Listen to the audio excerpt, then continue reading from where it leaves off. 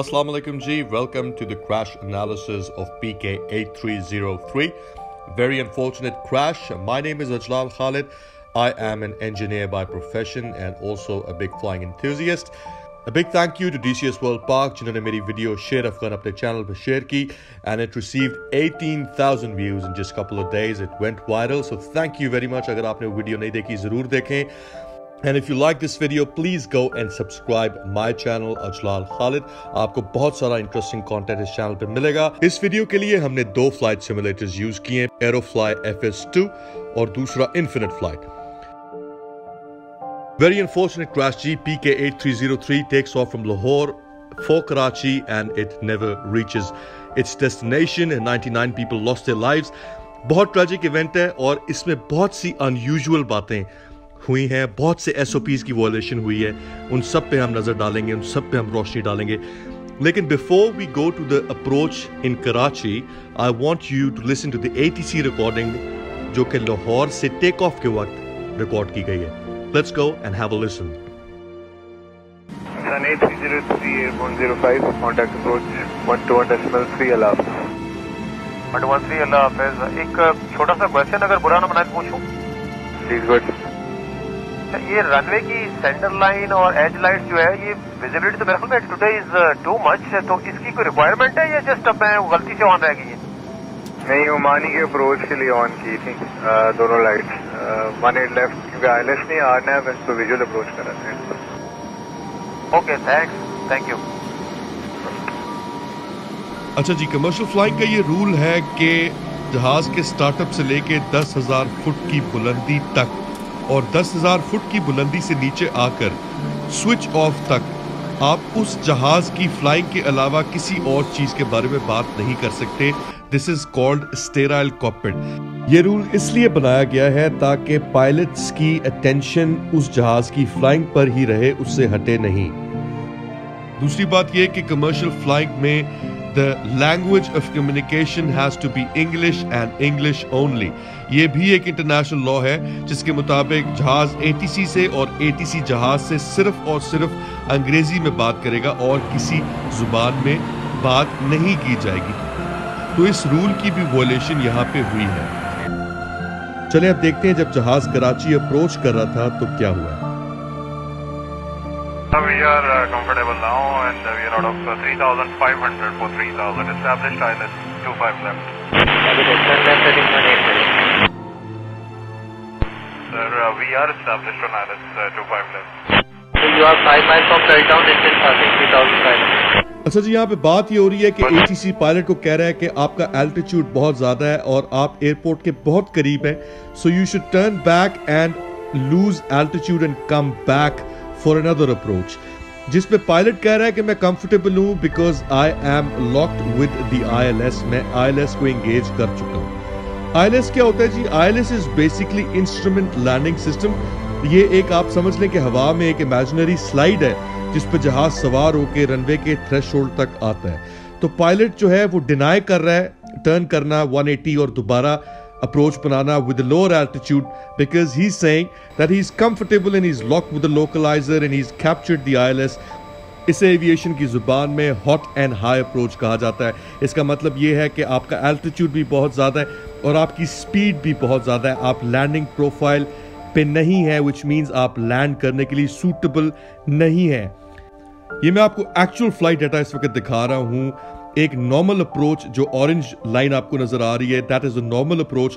और PK8303 की blue में जो अप्रोच आपको नजर आ रही है, it's totally bizarre and it's totally uncalled for. Let's go back and listen to the ATC recording.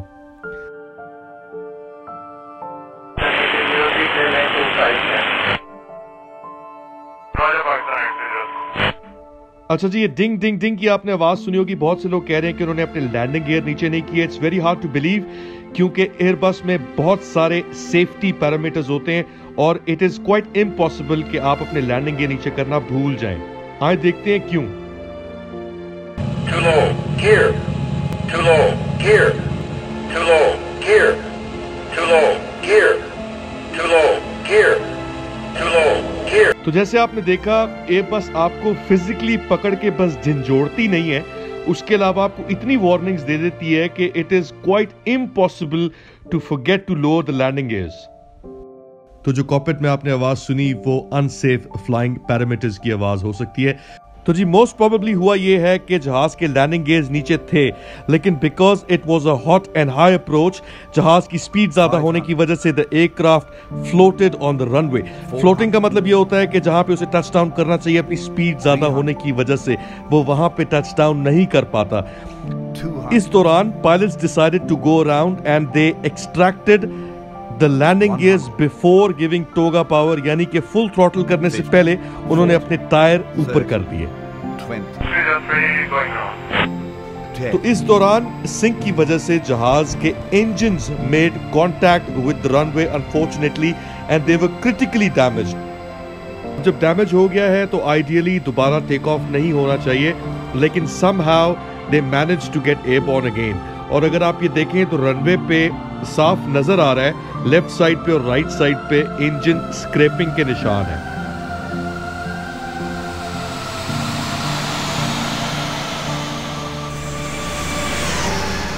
So once the aircraft took off with the damaged engines, it was pretty much doomed. और इस वक्त तक pilots को भी समझ आ गई होगी that they have made a terrible mistake. 3 report reaching altitude 3,500 feet. Pakistan 8303, we would like to come again for ILS 25 left. Descend left heading 110, climb 3000. Left heading confirm. From left heading 110, climb 3000. 110, climb 3000, Pakistan 8303. आप इस तस्वीर में देख सकते हैं RAT ram air turbine deployed है। ये तब निकलती है जब इंजन्स गिव अप कर जाएं, पावर ना प्रोड्यूस कर रहे हो, तो कॉकपिट में बेसिक इलेक्ट्रिकल पावर रहे, इसलिए ये रैट डिप्लॉय ऑटोमेटिकली हो जाती है।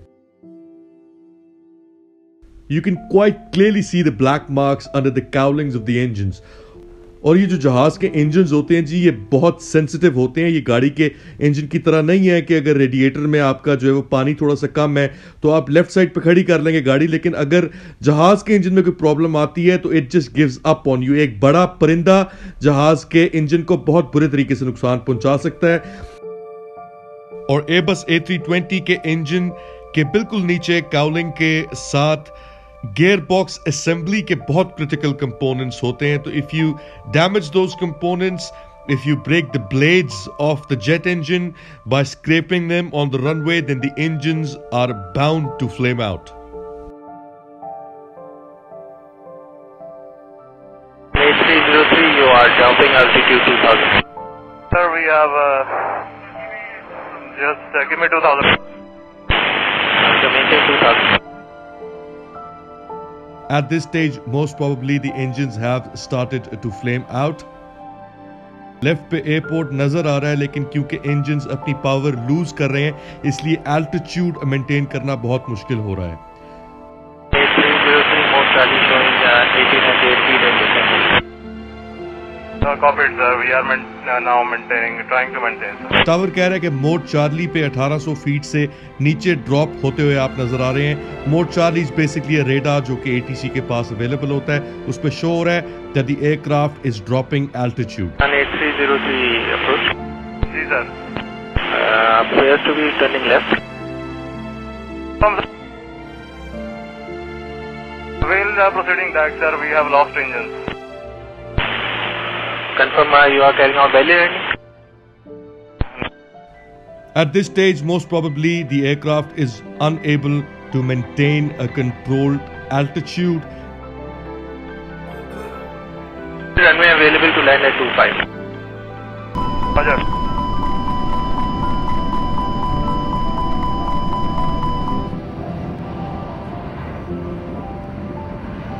Sir, mayday, Pakistan 8303. Pakistan 8303, roger sir. Both runways available to land. The aircraft eventually stalls and falls out of the sky, as you can see in this footage. एक चीज जो इसमें note करने वाली है वो ये है कि लैंडिंग गियर्स जहाज के नीचे हैं। अच्छा जी, सेकंड अप्रोच में अगर लैंडिंग गियर्स थोड़ी देर बाद खोलते तो ज़्यादा बेहतर होता, क्योंकि आपको ड्रैग जो मिलता है लैंडिंग गियर से वो आप अवॉइड कर सकते हैं। और इस पिक्चर में आप देख सकते हैं कि रनवे से बहुत करीब क्रैश हुआ है, तो अगर landing gears let's say 5-10 second बाद नीचे किए जाते या लास्ट मिनट पे नीचे किए जाते, तो ड्रैग कम होने की वजह से हो सकता है कि वो 10-12 सेकंड्स की फ्लाइंग आपको मिल जाती। अच्छा जी, ये एक अप्रोच मैंने फ्लाई की है एयरफोर्स में। इस अप्रोच को 9270 अप्रोच के नाम से जाना जाता है। इसमें बेसिकली होता ये जी कि इमरजेंसी की सिचुएशन में जहां से आप टेक ऑफ करते हैं जहाज को उसी साइड से ही वापस रनवे पे उतार दिया जाता है। फॉर एग्जाम्पल कि जहां पे मेरी नोज है वाइल टेकिंग ऑफ, वहीं पे मेरी टेल आ जाएगी वाइल रिटर्निंग और वाइल लैंडिंग। तो इसमें मैंने किया क्या है कि जी I have taken off right bank किया है मैंने, और 180 डिग्री घुमा के जहाज को उसी साइड से डाउन विंड लैंड करा दिया। Of course some passengers might vomit, some passengers might have a severe headache after the landing, क्योंकि ये लैंडिंग स्ट्रेट फॉरवर्ड लैंडिंग नहीं होती। ज़ाहिर है इसमें मैंने रडर से काफ़ी खेला है, काफ़ी शार्प टर्न्स लिए मैंने, और काफ़ी ये एक अनबैलेंस्ड और बड़ी एक अनकन्वेंशनल किस्म की लैंडिंग है।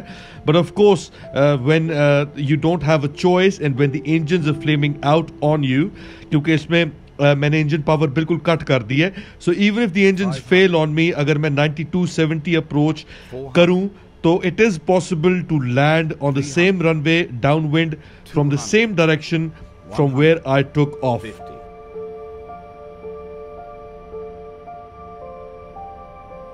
दूसरी बात ये जी कि जब बेली लैंडिंग हो जाती है तो it is never desirable to take off with damaged engines. अगर बेली लैंडिंग को ही कंटिन्यू करा दिया जाता तो बहुत बेहतर होता, क्योंकि एयरपोर्ट्स के पास तमाम emergency services, ambulances, fire brigades मौजूद होती हैं।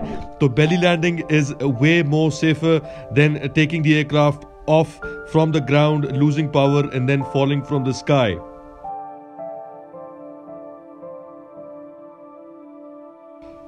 ये जी वो तमाम रीजंस हैं according to me which played a part in this horrible crash.